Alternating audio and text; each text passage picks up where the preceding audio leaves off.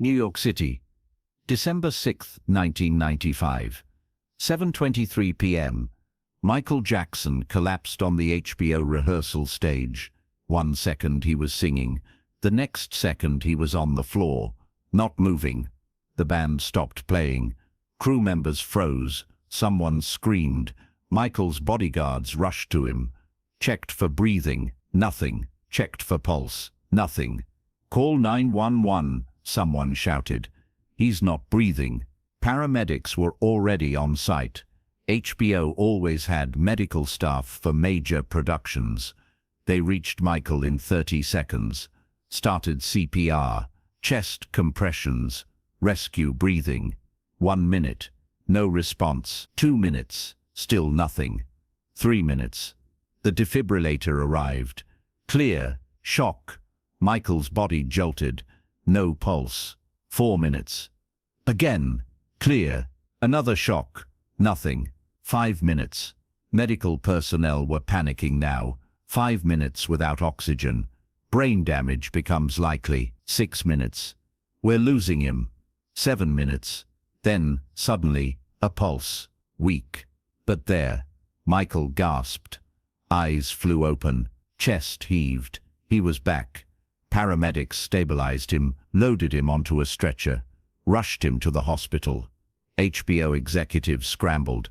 Nobody talks about this. We need a media blackout. The incident was kept quiet. Very quiet. A few people knew, most didn't. Michael spent 2 days in the hospital. Tests showed cardiac arrest. Stress-induced. Exhaustion. His heart had literally stopped.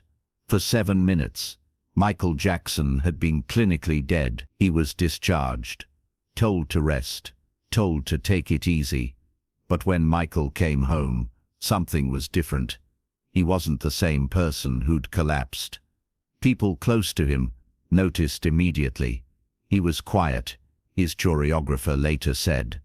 Distant, like he'd seen something we couldn't see. Michael's manager visited him 3 days after the incident. You okay? You need anything? Michael stared out the window. I need to tell you something, but you have to promise not to think I'm crazy. Michael, you had a cardiac event. You're recovering. Whatever you're feeling is normal. I wasn't unconscious. Michael interrupted. When my heart stopped, I wasn't just gone. I was somewhere else. His manager sat down. What do you mean? I mean I saw things, experienced things. It wasn't a dream. It was real. Michael described what happened during those 7 minutes. The moment his heart stopped, he said. He felt himself lift out of his body, saw the paramedics working on him, saw the crew panicking, saw everything from above. Then he was pulled somewhere else. A tunnel. The classic near-death experience that millions of people have described. But what happened at the end of that tunnel was different. I saw my life, Michael said. Past, present and future. All at once, like time didn't exist. Michael, I saw how I'm going to die. Silence. What did you say? I saw June 25, 2009. I saw a bedroom. I saw a doctor. I saw medication that I shouldn't be taking. I saw myself not waking up. His manager stared at him. Michael, you had a near-death hallucination. Your brain was oxygen deprived. What you saw wasn't real. It was real, and I know you don't believe me, but I'm telling you. I know exactly how I'm going to die, and when. Michael called a meeting. December 10, 1995. 4 days after the collapse. His closest friends, his spiritual advisors, a few family members he trusted. 10 people, in his home, private. I need to tell you what I saw, Michael said, and I need you to listen without judging. They listened.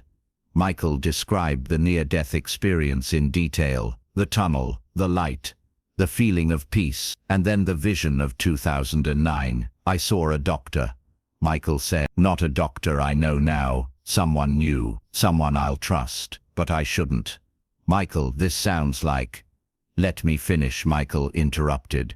I saw medication, an anesthetic, something that's supposed to help me sleep, but it's not for sleeping, it's for surgery, and I'll be using it wrong." He paused. "I saw myself in bed, not waking up. I saw June. I saw 2009. I saw how it ends." The room was silent. One of his spiritual advisors spoke. "Michael, near-death experiences are powerful, but they're not always literal. Sometimes they're symbolic. A warning to change your path. That's what I'm trying to do," Michael said. "I'm telling you this because I need to change it. If I know what's coming, maybe I can avoid it." "So what are you going to do?" "I'm going to be more careful about who I trust, about what medications I take, about doctors, about everything." And for the next 14 years, that's exactly what Michael tried to do. But here's where the story gets complicated, because everything Michael did to avoid the future he saw might have been exactly what made that future inevitable. After 1995, Michael's relationship with doctors changed. He became paranoid, suspicious. He'd fire doctors over minor disagreements. He'd refuse treatments. He'd question everything. He didn't trust medical professionals anymore, one of his longtime doctors said. After 1995, it was like he was afraid of them. This made sense if you knew what Michael had seen, if he believed a doctor would be involved in his death. Of course he'd be afraid of doctors, but here's the problem. By firing good doctors who were managing his chronic pain purposely, Michael ended up with bad doctors, doctors who didn't question him, doctors who gave him whatever he asked for, doctors who were willing to cross ethical lines. Doctors like Conrad Murray.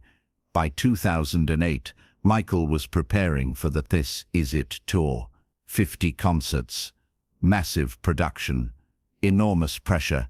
He couldn't sleep. The stress was overwhelming. His chronic pain from old injuries was getting worse. He needed help. But he'd alienated most of the good doctors, the ones who'd managed his care responsibly for years. So he ended up with Conrad Murray, a doctor desperate for money, willing to do whatever Michael asked, including administering propofol, a powerful anesthetic, every night to help Michael sleep. Propofol, the exact drug Michael had described in 1995. Michael's friends were worried. They could see him declining. They could see the situation was dangerous. "We tried to intervene," one friend said. But Michael wouldn't listen. He said he had to do the tour. He said he didn't have a choice. Didn't he remember what he'd seen in 1995? A reporter asked years later. He remembered, but by that point, I think he'd accepted it. Like he'd spent 14 years trying to avoid fate and realized he couldn't. June 24th, 2009. Michael's final rehearsal for This Is It. He performed brilliantly, full energy. The crew said it was the best rehearsal yet. "This is it," Michael said at the end. "This is really it." Nobody knew if he meant the comeback or something else.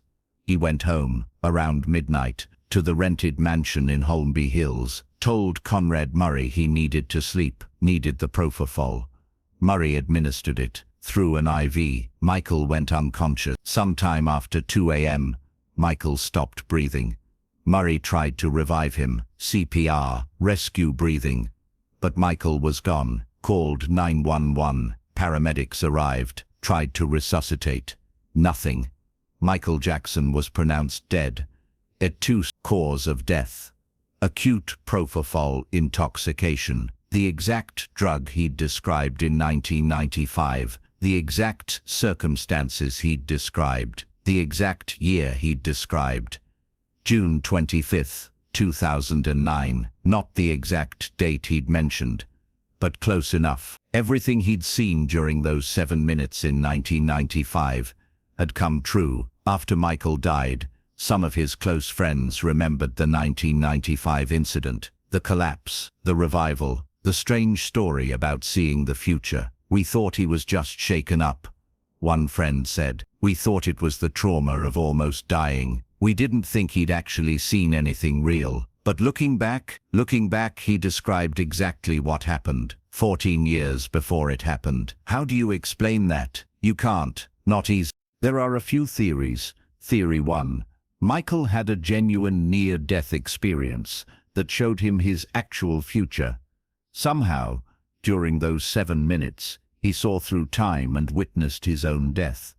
This is the supernatural explanation. It requires believing that near-death experiences can reveal actual future events, that time isn't linear, that someone dying can glimpse what's coming. Impossible? Maybe. But millions of people report near-death experiences, and some report seeing the future.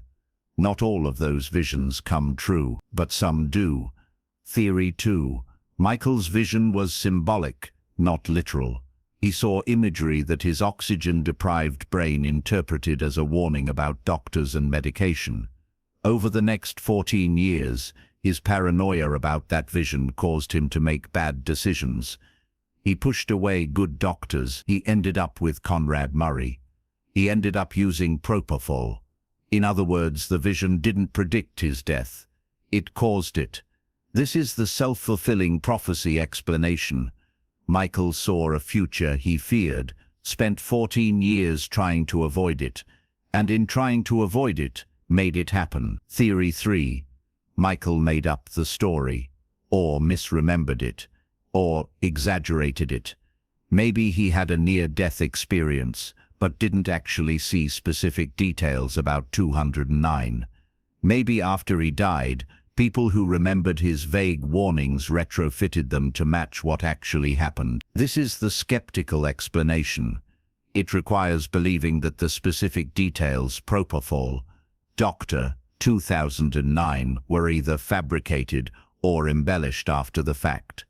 But the problem with this theory, multiple witnesses confirmed Michael told them specific details before anyone knew what propofol was, before Conrad Murray existed in Michael's life. So which theory is true? We don't know. What we do know: Michael Jackson collapsed in December 1995. His heart stopped for 7 minutes. He was clinically dead. He was revived. After that incident, his behavior changed. He became paranoid about doctors. He talked about seeing his future. He mentioned 2009 specifically. And in June 2009 specifically. And in June 2009, he died exactly as he'd described 14 years earlier. Coincidence? Prophecy? Self-fulfilling fate? But here's what haunts people who knew Michael. If he really did see his future during those 7 minutes, why couldn't he change it? Did he try and fail, or did he accept it? In his final rehearsal he said, "This is it. This is really it."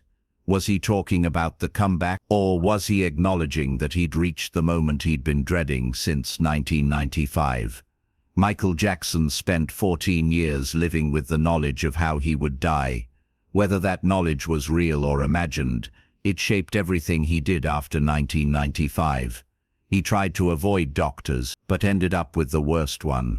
He tried to avoid dangerous medications, but ended up using the most dangerous one. He tried to avoid but couldn't. Maybe that's the real lesson of Michael's story. Not whether he saw the future, but whether seeing the future matters if you can't change it. Can you outrun fate? Or does knowing your fate make it inevitable? Michael Jackson spent 7 minutes, dead in 1995, and 14 years trying to avoid what he saw during those 7 minutes. On June 25, 2009, he stopped running, and fate caught up.